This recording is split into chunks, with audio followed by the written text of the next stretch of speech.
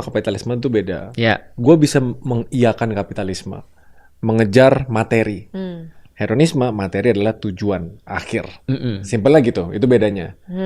Jadi makanya yang buruk tuh hedonisme. Sedangkan kapitalisme tuh, sabar, tadi gue belum puas sih sama jawabannya tadi sih. Oke. Gue lupa di tengah. Ya gue masih belum puas sama jawaban yang itu sih. Yang mana? Mengejar akhirat sama dunia. Oke. Kalau gitu aku juga sih. Gue udah mulai lobet juga sih.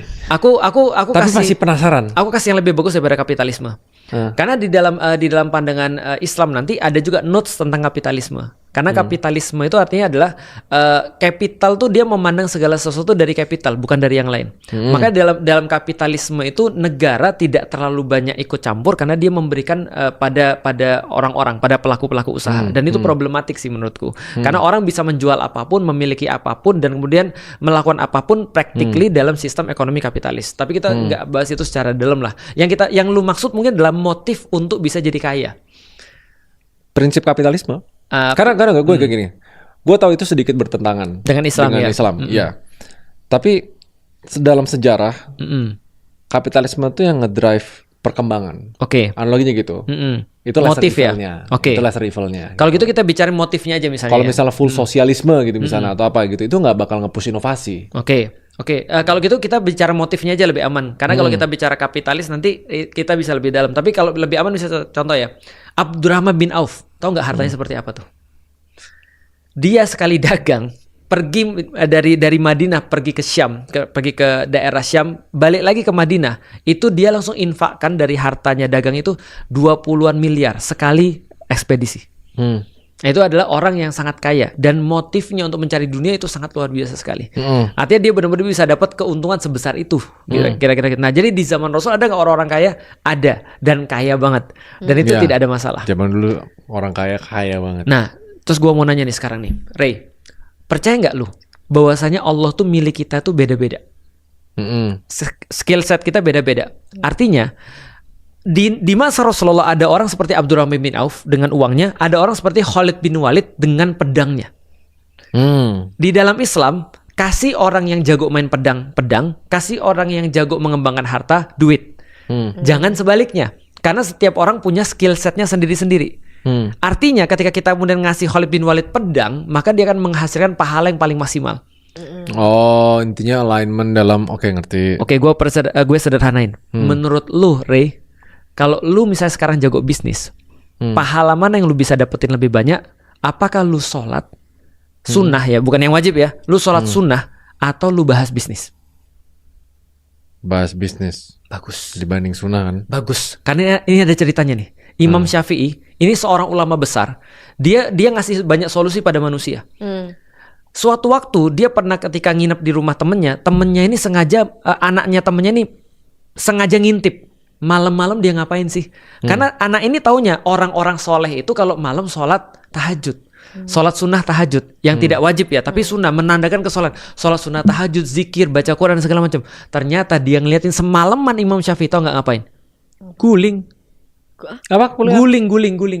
Guling? Tidur. Bukan tidur, guling di kasurnya. Guling. Guling. Guling itu apa ya? Itu aktivitas apa barang? Guling tuh tahu gue barang ya, guling gitu kan? Guling. Iya, berbaring. Oh, berbaring.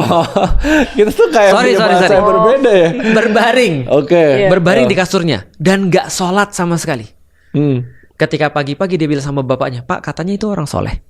Katanya itu orang yang dekat sama Allah.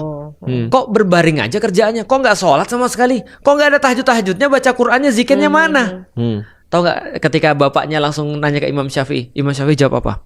Aku memang nggak sholat, aku memang nggak melakukan zikir ataupun apapun itu, tapi aku memikirkan ada sekitar 60-an pertanyaan orang-orang dan aku kasih fatwa untuk menyelesaikan masalah mereka. Berarti bagi seorang Imam Syafi'i ketika dia sholat itu egois. Karena dialah yang bisa memecahkan permasalahan orang kan? Bisa dipahami gak kira maksudnya? Tapi berarti itu dapat pahala. Itu pahalanya dia lebih besar daripada dia sholat. Seorang pemimpin. Pemimpin ya. Itu kan Imam Syafi'i seorang pemimpin. Dia ada waktu nih sholat taraweh misalnya. Sholat taraweh wajib atau enggak? Enggak. Dia nggak tahu sholat tarawih. Oh iya, sholat malam ketika Makanya gue Ramadan. Nah, nggak wajib hukumnya. Dan ketika dia kemudian mau pergi sholat tarawih nih, tiba-tiba ada pengaduan masyarakat, Pak banjir Pak. Dia bilang ya udahlah, aku nggak jadi sholat tarawih, aku mau ngelihat korban banjir. Itu lebih berpahala daripada dia sholat tarawih. Jadi mementingkan orang lain dulu. Jadi bare minimum itu yang wajib. Iya. Pertama sholat di waktu dan semua aturan-aturannya. Kalau misalnya bisa sunnah dan lu bisa ngelakuin sesuatu yang impactnya lebih besar berdasarkan apa yang lu jago gitu misalnya, itu lebih penting. Ingat gak Ray, gue pernah bilang pas kita podcast di tempat lu, yang gue bilang gini, kalau gue disuruh milih nih antara orang pesantren yang sholat, yang sudah beres urusannya, tapi dia nggak paham tentang dunia ini, dengan orang yang paham dengan dunia ini kayak Ray misalnya, udah bisa paham dunia, bisa guide orang-orang untuk jadi untuk influence ke orang-orang, aku lebih pilih mana? Ingat gak aku bilang? Yeah. Aku lebih pilih lu. Itu bikin beban, anjir, banyak yang chat banget, banyak yang Tahu nggak kenapa? Sekarang loh. Tahu nggak kenapa? Karena yang sekarang kita udah punya banyak orang soleh. Yang kita perlu adalah orang yang bisa influence orang dan mau influence orang untuk kebaikan. Maka dengan kata lain, untuk sekarang lebih berpahala bagiku ya setelah aku melihat dunia ini untuk menjadi seorang influencer daripada orang yang benar-benar soleh dalam agama. Paham gak maksudku? Blowing gak? Karena ketika lu misalnya bisa influence orang dan lu kemudian bisa ngasih ke mereka kebaikan, pahala kebaikan lu banyak banget. Karena kita sekarang udah kebanyakan, mohon maaf ya. Jadi gini contohnya, lu belajar baca Quran dan lu nggak bisa, bagi gue nggak masalah nih.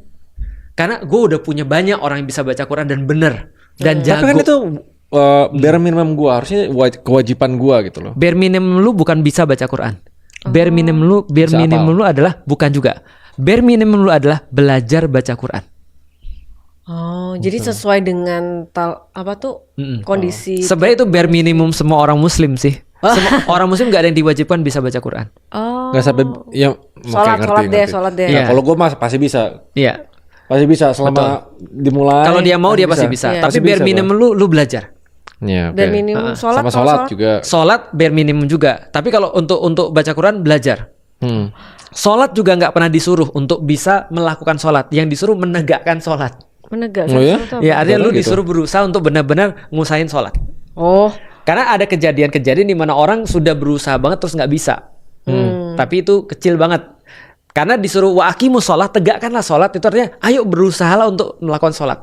Jadi proses yang diutamakan di dalam Islam. Iya. Nah balik lagi, kalau proses itu lu jalanin dan lu melibatkan dunia sebanyak-banyaknya, lu berpahala. Maksud aku mau nanya, kalau misalnya Ustadz nggak sholat nih, tapi Ustadz lanjutin podcast ini kan dakwah ya? Itu berarti keluarnya pertanyaannya lumayan bagus-bagus ya. Oke. Berarti itu, ya kita nggak usah Ustadz nggak usah sholat. Kita seharian podcast terus, dakwah terus, gitu. Iya kan? Gimana? Ya itu, gimana? Kalau kita podcast seharian, itu kan dakwah kan? Nah itu yang aku bilang nggak ada for the greater good di dalam Islam. Jadi aku tetap harus mempertahankan prinsipku, walaupun sholat itu nanti bisa digeser. Makanya kan aku bilang pada orang, kadang-kadang orang baru belajar Islam, mereka bilang sholat harus tepat waktu, begitu azan langsung pergi ke masjid. Enggak juga sih. Karena kadang-kadang kita punya fleksibilitas di dalam sholat. Makanya Allah kasih waktu sholat tuh ada fleksibelnya. Ketika kita lagi ada sesuatu, contoh misalnya ya, ini pernah kejadian, biar teman-teman juga tahu di rumah. Aku pernah datang bapak ibuku ke rumah. Mereka kan bukan muslim kan. Nah begitu satu titik, aku harus sholat zuhur misalnya, dan mereka masih ngajak aku ngobrol, maka aku nemenin mereka ngobrol dulu. Aku bukannya menaruh Allah di bawah mereka. Tetap mereka di bawahnya Allah. Cuman Allah ngasih waktu fleksibel untuk aku birrul walidain pada orang tuaku. Maka aku tunggu waktunya. Jam 1 belum selesai nih. Jam 2 belum selesai nih. Waduh, ini ujungnya sampai jam 3 kan batasnya kan. Maka jam 2 aku bilang sama bapak ibuku, aku izin sholat ya. Jadi pahami ya. Jadi mereka pun tahu bahwa aku tetap menghargain mereka. Tapi prioritas Allah adalah nomor 1. Berarti iya ya, aku sering ketemu banyak muslim yang kayak langsung strict sama waktu sholat gitu loh. Kalau lebih banyak kayak gitu menurut gue. Iya, lebih banyak kayak gitu. Berarti mereka tuh ngelakuin secara template gak sih? Iya, jadi mereka mungkin gak ngelihat kondisinya atau mungkin belum sampai pada titik itu. Belum sampai pada keperluan gitu. Kalau itu di pesantren sih it's okay. Nanti contohnya, nanti pas besok kita main pesantren ya, orang pesantren harus begitu. Harus begitu, dan aku nggak nyalain kalau mereka harus begitu karena mereka lagi training gitu kan ya. Mereka lagi training, mereka harus benar-benar flawless. Mereka harus benar-benar flawless gitu kan ya. Harus benar nggak ada celahnya. Karena ketika mereka nanti praktek dalam kehidupan, mereka baru ngerti, oh penerapannya begini, oh penerapannya begini gitu. Ustadz ini random question banget sih, ini out of context. Bagus, gue di sini diem aja. Anaknya Ustadz jadi moderator.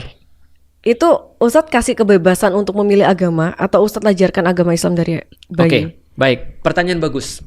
Kalau aku membebaskan mereka, kalau aku membebaskan tanpa mengarahkan, berarti aku bodoh. Oke. Karena untuk apa orang tua kalau nggak mengarahkan kan gitu kan ya. Sama seperti aku bilang pada jamaah-jamaah aku, anak jangan ditanya mau sekolah di mana. Itu namanya orang tuanya bodoh. Tapi kalau anak-anakku aku kasih pilihan-pilihan, sering juga dalam perkara-perkara yang bisa dipilih. Contoh, mau makan apa? Kita hari ini mau kemana? Ada saran nggak kita mau kemana? Kita harusnya gimana nih? Nah kalau ada sesuatu yang mereka bisa untuk usul rembuk kepada aku terima. Tapi kalau ada perkara-perkara yang memang aku harus arahin mereka. Karena that's what parents mean. Itu adalah yang harusnya seorang jadi gini, kita udah tahu di situ bahaya nih. Masa aku kemudian bebasin ya terserah kamu sih kalau kamu mau ke sana gitu kan ya. Kan nggak mungkin kan. Nah, berarti aku harus memberikan kebebasan yang bertanggung jawab. Dan restriksi yang juga bertanggung jawab. Kalau lu punya anak lu bakal ngapain? Aku tuh pernah dengerin sebuah podcast. Intinya itu si orang ini tuh kalau misalnya punya anak, dia bakal kasih kebebasan ke anaknya, biarin milih, karena agama itu harusnya kita yang memilih mau yang mana, bukan agama memilih kita gitu. Intinya pertanyaannya what will you do? Iya, aku bakal bebasin sih. Tapi aku bakal ngasih ajaran Kristen dulu. Tapi kalau misalnya at the end dia nggak cocok, dia merasa kayak menemukan ada something yang lebih masuk lah, ya udah. Itu fair. Itu fair. Itu fair. Satu, artinya berarti gue gagal untuk mendidik. Betul. Kalau seandainya dia pakai yang lain kan lagi. Kedua, we blame ourselves. Udah, itu udah. Artinya gini, harusnya dia milih. Gitu. Tapi gini loh, Fer, kita harus hati-hati juga dengan kata-kata awal tadi ya. Aku akan membebaskan anakku untuk memilih apapun yang dia mau, karena itu justru menurutku tidak bertanggung jawab. Itu nggak bertanggung jawab, ya. Kenapa bisa gitu? Karena dia tidak memberikan konteksnya apa, gitu maksudnya. Karena gini, tugas orang tua itu kan membimbing ya. Nah kalau misalnya dia tidak melakukan tugasnya, menurutku itu adalah tidak bertanggung jawab tuh tadi. Kecuali dia kasih tahu, aku bisa bebasin kamu terserah mau milih apa aja untuk misalnya bajumu nanti besok. Aku nggak mungkin lebih tahu daripada kamu misalnya. Kamu yang lebih tahu, kamu lebih nyaman kemana. Nah itu aku bebasin dia. Contoh ya, ketika dia sudah SMA, aku baru mulai menanyakan pada dia, kamu mau kuliah di mana? Kalau umimu sih pengennya kamu begini. Tapi terserah kamu. Kalau Abi sih pengennya kamu ini. Contoh nih aku bilang sama anakku, aku sih pengennya kamu di Bogor sih. Karena aku pengen dekat sama kamu. Cuma dia bilang, kalau aku di sini gimana? Iya, kalau aku sih pengennya di sini, tapi terserah kamu. Karena kalau dia bebasin begitu aja, dia sebenarnya lagi menyesatkan anaknya nih. Karena ingat loh, tidak pernah ada kata netral dalam pilihan. Benar nggak? Aku netral aja, dia mau kemana aja? Nggak ada. Netral tuh berarti dia sudah ngasih pilihan. Bisa dipahami maksudnya. Tapi kalau kan Ustadz ini mempelajari semua agama nih. Apakah Ustadz juga ngajarin anaknya Ustadz tentang Kristen, tentang Buddha, tentang semua apapun? Of course. Sudah.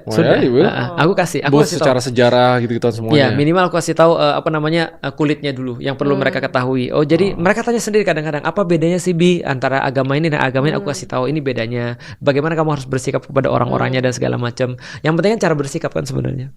Itu lebih fair sih. Soalnya kan Ustadz juga ngasih tahu bukan yang benar-benar. Tapi topik kebebasan intinya kayak gini, kayak kebebasan itu harus align sama tanggung jawab, level pertanggungjawaban. Sama pertanggungjawaban gitu kan. Soalnya pas lu kecil lu kasih kebebasan yang orang bilang liberalis, biar anaknya bisa milih nih, biar gue nggak boleh jadi parents yang kayak nutupin pintu ini. Itu menurut gue emang orang bodoh sih. Iya, nggak bertanggung jawab. Setuju. Maksudnya kebebasan dalam artian tuh aku juga ngasih pengertian juga. Nggak sekedar dia yaudah serah kamu lah. Nah itu lebih ke nggak peduli. Bukan konteks sih. Soalnya kayaknya agak sedikit beda paham nih di sini. Bukan konteks terserah kamu gitu loh. Tapi know that they don't know yet to make informed decision. Iya, betul. Jadi seandainya nih, bahkan di umur 15 pun, kalau dia decide kita udah lurus semuanya gitu. Oh, gue mau ganti agama nih gitu. Gue mau itu. Gue mungkin gue ada opsi untuk tolak itu. Oh ya? Gue tanya why-nya dulu. Karena yang sering terjadi untuk orang yang di umur muda itu mereka paling dorongan sosial, apa gitu misalnya. Kalau why-nya bagus dan dia bisa jelasin ke gue, monggo. Nah itu jadi kebebasan yang bersyarat lah. Ya, bertanggung jawab. Karena ya kita harus tahu kapasitasnya mereka dulu di umur segitu gitu. Karena tidak mengarahkan sama sekali itu sama saja mengarahkan ke satu tempat. Paham maksudnya? Ingat gak tentang perumpamaan tanah? Tanah kalau kita nggak tanamin bunga, yang muncul rumput, nggak akan jadi tanah kosong aja. Jadi kalau contoh misalnya, aku mah terserah dia aja mau nanam apa, yang muncul udah pasti rumput, Pak.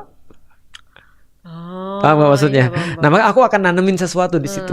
Nah terserah nanti setelah dia bertanggung jawab seperti kata Raymond tadi, setelah they know that they know gitu kan ya.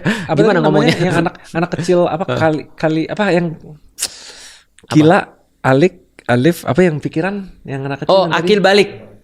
Itu bukan? Apa beda? Itu ya, itu benar. Akil balik adalah saatnya kita untuk reasoning sama dia. Nah, itu baru menurut gua oke, boleh dikasih kebebasan yang lebih. Iya, betul. Lu dengerin tadi ya. Tapi kalau sebelumnya jangan ditanya pada mereka. Contoh ya, kamu mau sekolah di mana? Jawabannya kalau nggak sekolah temennya. Atau sekolah yang dikit aturannya atau yang lebih mudah bagi dia. Why-nya itu nggak benar soalnya. Betul. Jadi kita harus arahin mereka. Contoh kayak gini ya. Aku nggak nanya gini. Kalau kamu sekarang mau untuk melakukan ini terserah, mau melakukan ini terserah, mau melakukan ini terserah. Nggak, belajar. Itu aku lakukan tuh. Karena kalau mereka disuruh pilih belajar atau enggak, kira-kira mereka pilih mana? Enggak lah. Mau nonton atau belajar? Nonton lah, gitu kan ya. Nah maka kita nggak boleh ikutin semua pada mereka. Kita harus bertanggung jawab karena dia anak kita. Enggak, aku tadi cuma penasaran aja. Ustadz ngasih kebebasan, maksud ngajarin Islam, ngajarin agama lain. Islam atau ngajarin semuanya gitu kan? Iya, maksudnya kayak.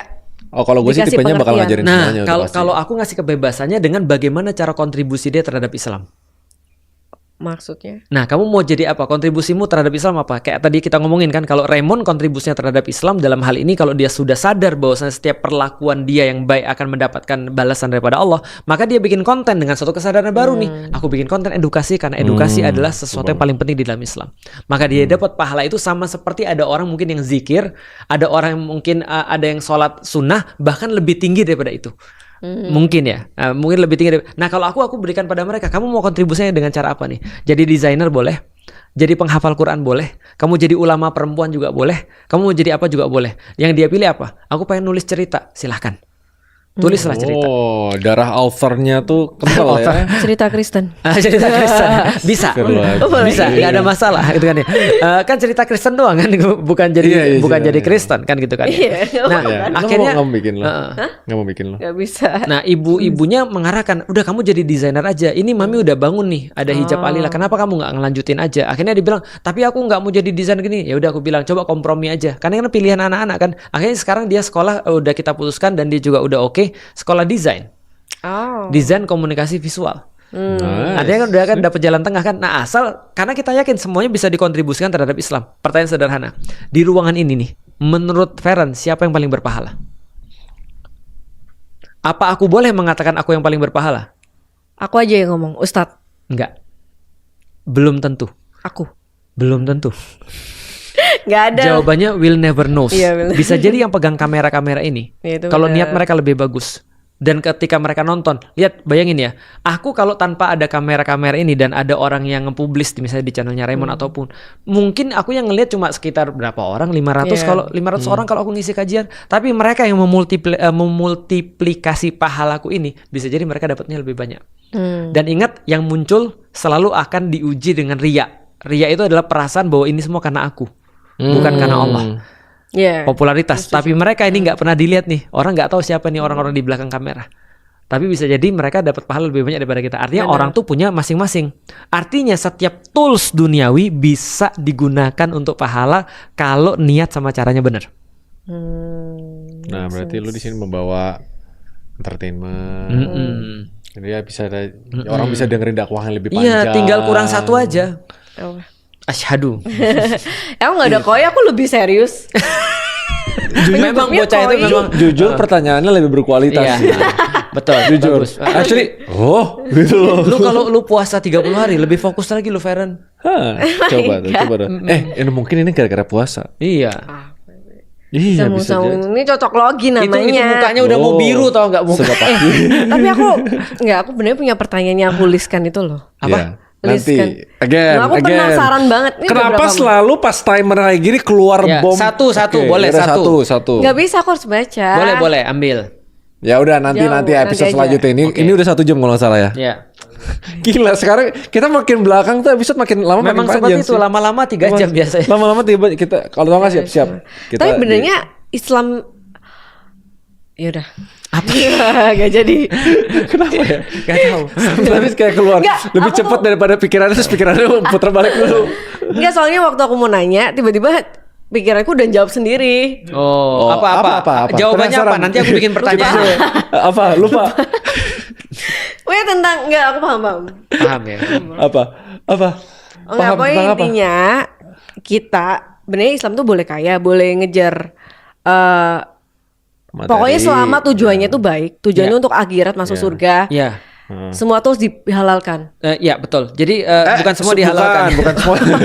Jadi selama tujuannya adalah untuk Allah dan sesuai dengan syariat Allah, maka semua duit yang dia cari itu adalah bagian daripada pahala. Aku mau cerita sedikit sebelum kita akhirin ya. Suatu waktu ada pernah orang yang benar-benar murah hati, dermawan banget di Jogja. Dia itu senantiasa banyak sekali sedekahnya. Dia bantuin orang, sedekah kemana-mana, dan duitnya tuh seolah-olah nggak ada habis-habisnya untuk sedekah. Terus dia ditanya, apa kamu nggak sayang dengan duitmu ini? Tahu nggak jawabannya apa? Justru karena aku sayang, maka aku titipkan kepada orang supaya nanti ketika di akhirat aku tagih balik. Itu niatnya buruk. Baik. Tapi ditagih balik. Ya untuk akhirat kan. Bukannya nanti di akhirat kita akan dibayar justru. Tapi kan niatnya buruk dong jadinya. Soalnya kan dia nggak ikhlas. Nggak ikhlas. Oh, justru itulah arti ikhlas. Ikhlas itu kan mengharap balasan daripada Allah. Artinya kita nggak akan bisa bawa mati duit kita kan.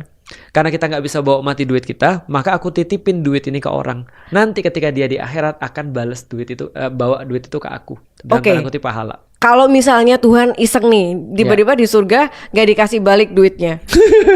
Tuhan iseng. Ya, bisa jadi. Terus dia nggak boleh marah dong. Nggak boleh marah. Tapi kan di dunia dia udah punya niatan, Tuhan pasti kasih balik. Makanya dia ngelakuin itu. Tapi kalau misalnya nggak, ibaratnya jadi nggak ikhlas gitu loh, transaksional. Ngerti. Transaksional itu boleh, nggak ada masalah. Oh gitu. Sampai pada titik tertentu. Yang nggak boleh adalah transaksional yang kita bahas kemarin. Jadi gini, transaksional itu bisa jadi bagian daripada pendidikan. Karena anak kecil itu biasa transaksional dan itu cara yang paling mudah dimengerti kan. Kamu belajar juara 1 kamu dapat sepeda kan gitu kan ya. Tapi lama-lama kita kan nggak belajar karena sepeda lagi kan. Maka tadi cara menyederhanakan orang ini adalah aku pengen hartaku sampai aku bawa mati. Gimana caranya? Konversi ke pahala. Bagaimana cara konversi pahala? Sedekah. Tapi itu berarti kan otaknya dia fokus ke hartanya dia kan. Aku masih nggak nangkep di logikku soalnya kalau misalnya aku ngelakuin ini karena aku yakin Tuhan pasti membalas. Secara nggak langsung aku nuntut Tuhan dong. Tuhan, aku ngelakuin ini buat kamu harus balas aku. Iya nggak sih? Itu transaksional, betul, bagus. Secara nggak langsung. Itu boleh. Itu boleh. Oke. Dalam satu level tertentu ya. Yang nggak boleh adalah sebaliknya. Kalau kamu nggak ngasih aku ini, aku nggak ibadah lagi. Itu nggak boleh. Itu ngancem. Oh itu ngancem. Tapi kalau aku nuntut, aku udah ngelakuin ini, Tuhan aku udah ngelakuin ini semua, aku mau minta balasannya di surga nanti. Boleh. Itu menurut gua boleh. Itu aku baru tahu. Soalnya di Kristen tuh seharusnya kayak kamu ngelakuin ini harus ikhlas. Oh itu level tinggi. Level tinggi kamu nggak berharap balasan apa-apa lagi. Oh yang tadi Ustaz pernah bahas yang ada tingkatan. Iya betul. Oke. Cukup? Oke, cukup. Nanti lama-lama 2 jam, 3 jam podcastnya, 4 jam, 5 jam, 6 jam. Cukup. Iya. Udah. Kalau aku podcast itu hitunganku cuma 1. Kalau lututku udah berteriak, ini berarti udah lebih. Dan tadi gue juga kayak gini. Udah berteriak ya. Ini kayaknya Ustaz Felix juga udah gerak-gerak gitu terus kan. Ini lutut tuaku udah berteriak. Nah, jadi tadi minta ikat rambut Ustaz Felix sampai jalan ke rumah. Ustaz Felix baik banget di kamera maupun di luar kamera. Itu pencitraan. Aku testimoni nyatanya. Testimoni gitu dibeliin, diambil itu ya. Baik banget. Ya, baik banget. Masya Allah. Udah cocok. Asyhadu. Gue jarang pakai subhanallah. Itu apa sih? Subhanallah tuh untuk mensucikan Allah daripada perkara-perkara yang nggak pantas. Oh, salah pakai. Contoh? Iya. Contoh misalnya ketika kita melihat ada orang berkata sesuatu tentang Allah yang buruk misalnya. Kita subhanallah. Oke. Yeah. Membela Allah lah simpelnya kayak gitu. Mensucikan Allah dari perkara yang nggak pantas. Tapi kalau melihat sesuatu yang baik, masya Allah. Sesuatu yang indah, masya Allah. Ustadz Felix, masya Allah. Betul ya? Betul. Penistaan.